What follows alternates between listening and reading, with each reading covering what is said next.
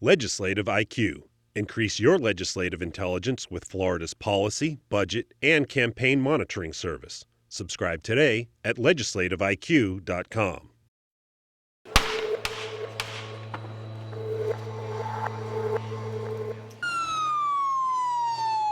The Medicaid program needs more money. That's the message from state economists, with the program possibly putting Florida on the hook for an additional $500 million next year. Enrollment is expected to increase. Agency for Healthcare Administration Secretary Liz Dudek says the rising costs pose plenty of questions. How do we utilize the limited funds that we have? How do we contain growth? How do we ensure that individuals get the care they need when they need it and the providers get paid?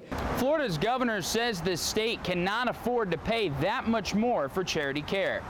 Governor Rick Scott ordered that hospital Medicaid contracts with insurance companies be examined. If they're contracting at rates that are higher than what's allowed in law, which is 120% of Medicaid, or even more than what they actually bid, we have some problems in terms of what are they spending and why are they spending more than they legally ought to be. So that's one of the things we're going to look at. Fill out the certificates of need. The Florida House's Health and Human Services Committee Chairman Jason Broder says the contracts have already been agreed to. If we could have that service provided for that cost, then they could deliver it. They should be able to do that.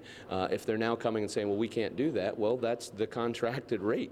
The governor's Healthcare and Hospital Funding Commission is looking at options like giving patients the ability to see more transparency in pricing in hopes it will help increase healthcare savings. Reporting in Tallahassee, I'm Matt Gelka.